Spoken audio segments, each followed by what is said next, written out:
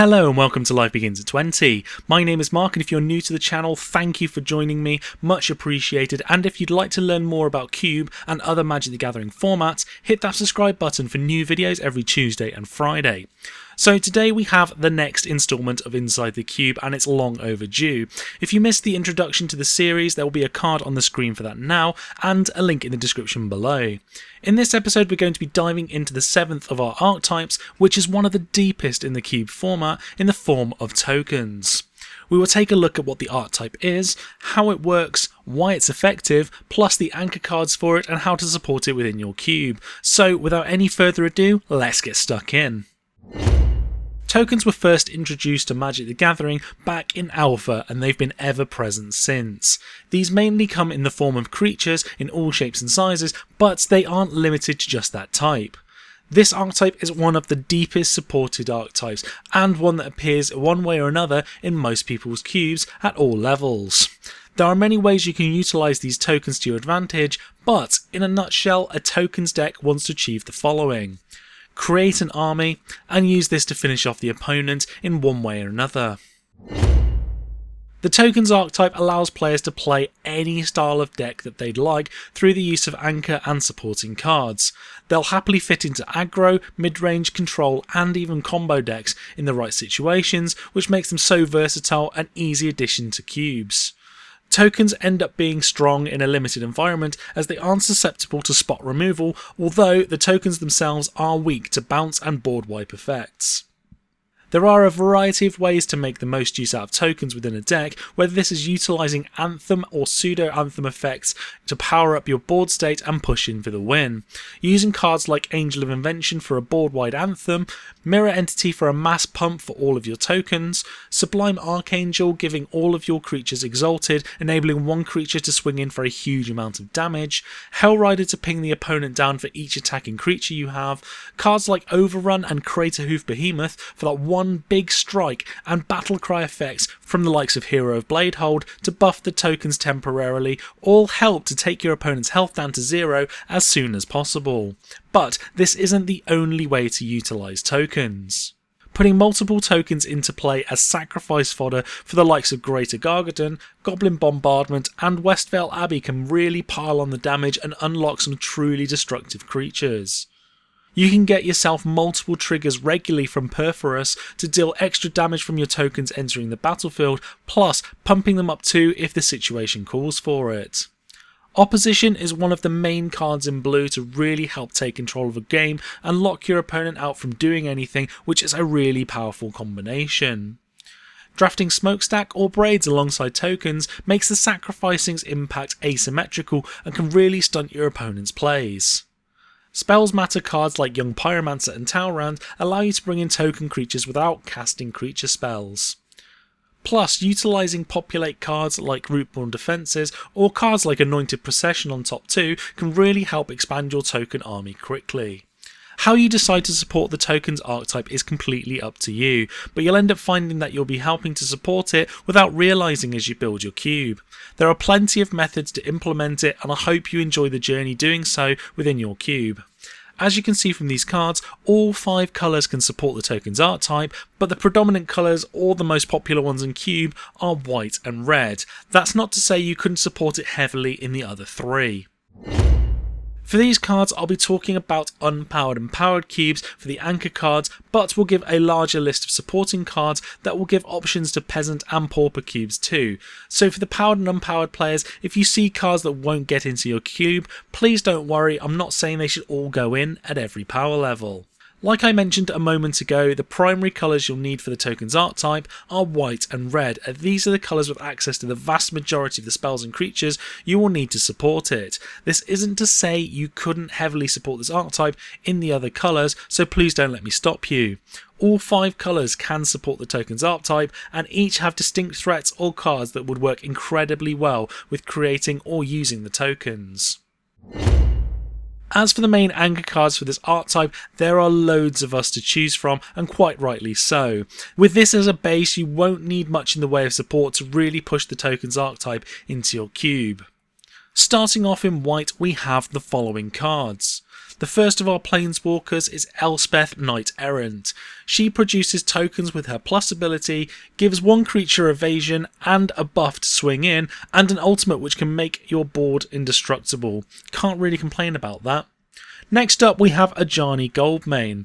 His plus ability buffs all of your tokens with +1/+1 counters, making an even stronger board presence, while his ultimate creates a large token based off your life total, which he can grow himself. From Battle for Zendikar, we have Gideon, Ally of Zendikar, who can create 2/2 tokens with his 0 cost ability, while his ultimate grants an emblem which gives a +1/+1 buff to all creatures. Last of the white planeswalkers, we have the more expensive Elspeth, Sun's Champion. She creates a lot more tokens with her plus ability, can kill off large bodies on the board to allow her tokens to swing in, and her ultimate grants all creatures +2/+2 and flying to really swing in for the kill. Moving on to the creatures, we'll be doing this by mana cost. So first up we have Accorda Paladin. A battle cry effect on top of a good aggressive 2-drop puts him in line for a spot in a lot of larger cubes. Next up we have Blade Splicer, which is a great token generator, plus being able to give those golem tokens first strike is a huge bonus. This card is perfect to abuse with Blink for enter the battlefield trigger. Next up we've got Brimaz, King of Oreskos. It's a strong 3/4 body for 3 with Vigilance and creates another 1/1 Vigilance token whenever he attacks or blocks. This is a perfect addition to cubes. Next up we have Mirror Entity. So this 1/1 for 3 allows you to pump in as much mana as you'd like to give all of your creatures X power and toughness, making some huge tokens that would gain additional benefits if you're running tribals. Hero of Blade Hold, as mentioned earlier, is a good 3/4 for 4 that creates 2 tokens each time she attacks, plus has a battle cry effect on top, so those tokens will be swinging in as 2/1s alongside all the other creatures. She is very strong and more than holds her own in cubes. Next up we have a newer card from Kaladesh in the form of Angel of Invention. This 2/1 flying vigilance lifelink creature gives an anthem to the rest of your creatures, and you can bring in either 2/1/1 tokens or make her a 4/3. This versatility really does give you options depending on the board state. Next up we have an old favourite army in the can in the form of Cloudgoat Ranger. Its 3/3 body for 5 comes into play with 3 1/1 tokens. You can utilise these further by tapping these tokens to give the Ranger +2/+0 and flying to swing in for some serious damage. Another new card from Amonkhet is Regal Caracol, whose 3/3 body for 5 comes in with 2 1/1 lifelink cats and has an anthem to give all other cats +1/+1 and lifelink. This works really nicely with Brimaz if you manage to draft them both, but certainly needs a lot more work around than the Angel. The less powerful of these armies in the can for white, although depending on the makeup of your white section, still could prove to be quite powerful, and that is Captain of the Watch. This 3/3 vigilance creature for 6 is a little more expensive than Caracol, but puts 3 1/1 soldier creature tokens onto the battlefield. The anthem on tops give all other soldiers +1/+1 and vigilance, which could well be significant as there tends to be a lot of soldier creature types in white. Lastly, we have a card that really does help our token strategy a lot in the form of Elish Norn. Not only do our creatures get a +2/+2 anthem to really push their threat levels up, but the opponent's creatures get -2/-2, so removes a lot of them, plus their bigger creatures now get into the range of the tokens. So this is a very strong card to have and great in many decks. Next up we have 2 spells which bring us tokens off the bat, which is Spectral Procession, which can either be for 3 white, 6 generic or a mixture of, granting us 3 1/1 flyers, which is fantastic, while Shram's Expertise has the potential to give us a significant amount more than its 3 1/1s for 4, with its free 3 cost spell straight off the back of it. The floor may well be low on this one, but its ceiling can be absolutely phenomenal. So moving on to the blue section, we have 2 cards here which are great for the archetype and really solid inclusions by themselves in the form of Opposition and Meloku the Clouded Mirror. As mentioned earlier, Opposition built with tokens can lock an opponent out from doing anything, which makes it really strong in this archetype, while Meloku can create 1/1 flying tokens for 1 mana as often as she'd like later on in the game, which can provide a significant board presence in the late game very quickly. The black section here has a few more options. To start with, we've got Ophiomancer, which creates a snake token with Death Touch every single upkeep if you've lost one, which creates a perfect attacker and blocker each turn, plus can be used as sacrifice fodder each turn, allowing you to get another back. Grave Titan is one of the best army in the cans that black has access to. This 6/6 Death Touch body for 6 creates 2/2/2 zombies whenever it enters the battlefield or attacks, which can really pile up. Lastly, we have Bitter Blossom, which creates a 1/1 flyer for 1 life every single one of your upkeeps, which can provide some great board presence quickly. Moving on to red, we have a lot more cards available to us. First up is Young Pyromancer, which creates a 1/1 token whenever you cast an instant or sorcery spell, which can really add up. Plus, only being 2 cost, you can definitely follow it up easily with another spell to get your board presence online very quickly. Next we have Goblin Rabblemaster. Not only does it create a 1/1 goblin with haste each time it's your combat phase, but it'll also get +1/+0 for each other attacking goblin with you have, which can add up to some significant damage very quickly. A newer card from Eldritch Moon comes in the form of Hanweir Garrison, and this pumps out 2 1/1 attacking humans every single time it attacks itself. This can get out of control very quickly. Next up we have Pia and Kieran Nalaar, who gives us 2 flying 1/1 Thopters when they enter the battlefield, which is some great evasive damage, plus you can spend that mana later in the game and sacrifice any artifact to do 2 damage to your opponent's face. This could prove quite useful at any situation. Next up we have Hero of Oxid Ridge, and not only is it a 4/2 with haste for 4 that has a battle cry effect, but it also means that the creatures with power 1 or less can't block this turn when it attacks, allowing your tokens to swing through and have to be blocked by bigger creatures, potentially trading off if your opponent has a token presence too. Hellrider is up next, and with a wide board presence able to attack, this 3/3 haste creature can ping your opponent down with some significant amount of damage over the course of the game. A great finisher in a tokens or aggressive strategy. Lastly in red we have a favourite of mine in the form of Siege Gang Commander. Not only does it create 3 more goblin tokens, but you can spend mana and sacrifice them to deal 2 direct damage to the opponent, which can add up very quickly. Moving on to green, we have a few cards that are certainly going to do some great work for us. First up we have Nissa, Voice of Zendikar, which has really made an impact since her arrival in Oath of the Gatewatch, who not only creates tokens with her plus ability, but allows you to buff up the entire token base with her -2, giving them all a +1/+1 counter. Next we have Garruk Wildspeaker, and he's the second of our planeswalkers that does some significant work.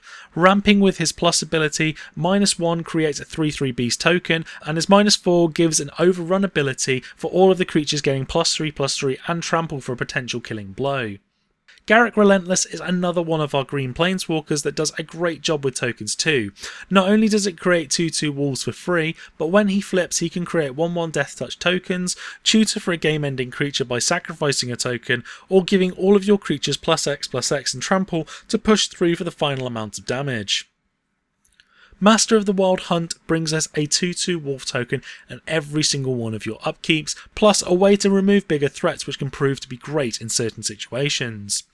Deranged Hermit brings in 9 power and toughness over 5 bodies for 5 mana the turn it comes out, and if you want to pay the echo cost you can keep the Squirrel Anthem going for some significant damage.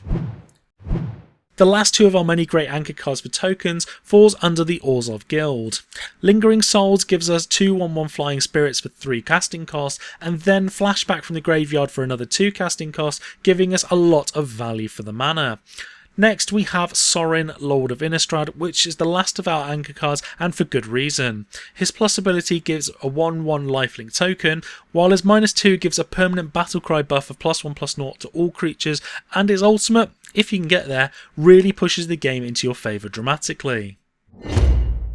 As for the supporting cards for this archetype, there are so many to choose from, so I'll split these into smaller categories to make it easier to digest, but there are so many great cards that allow us to make a huge amount of benefit to a tokens archetype that I couldn't possibly name them all. This section gives you an understanding of what kind of cards we're looking for. So first up we have the token creators, and these are in the form of creatures and planeswalkers. So starting up we've got Elspeth Tyrell, Precinct Captain, Oketra the True, Geist Honoured Monk, Scion of Vitu-Ghazi, Master of Waves, Tauran Sky Summoner, Docent of Perfection, Marsh Flitter, Skeletal Vampire, Bloodline Keeper, Mog War Marshal, Beetleback Chief, Thelonite Hermit, Hooded Hydra, Precursor Golem, and Sagada Heron's Grace.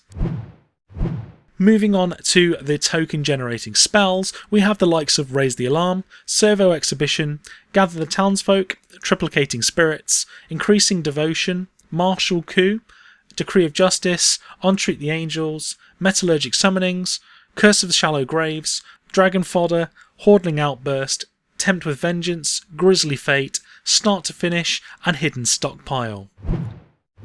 Next up, we're going to have the anthems. Now, for straight up anthem cards, we have the likes of Spear of Heliod, Glorious Anthem, Always Watching, Dictate of Heliod, Gaia's Anthem, Mirari's Wake, Trial of Solidarity, and Overrun.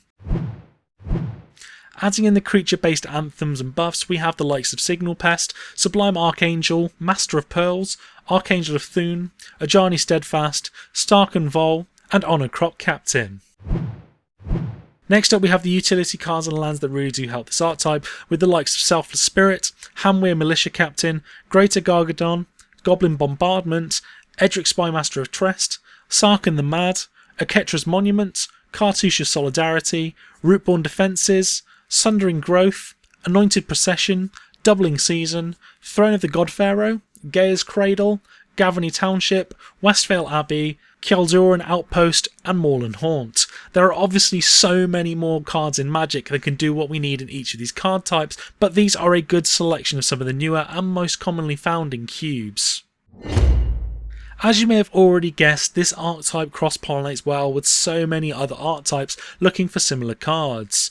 First up, the Spells Matter archetype, predominantly played around the colours red and blue, is one that shares a lot of cards from tokens, with the likes of Young Pyromancer and Talrand allowing you to create tokens through the use of casting spells.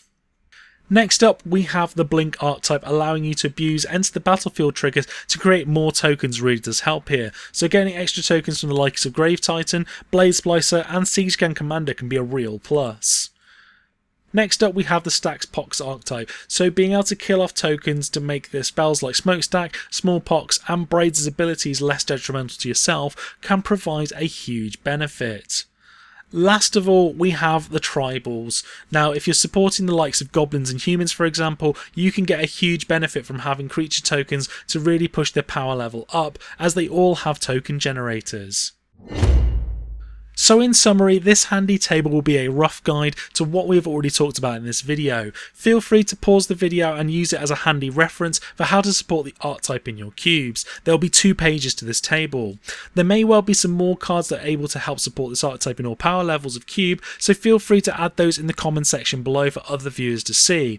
I love to play this archetype and it's really fun and can often be very rewarding. If you like to create large board presences and have the variety of gameplay that tokens provide, then definitely do try and put it into your cubes. And if this is something you like the look of and haven't supported it yet, it's really straightforward to incorporate into your cube to add another dimension to your gameplay, although I'm probably sure you'll have a part of this already within your cube without realising.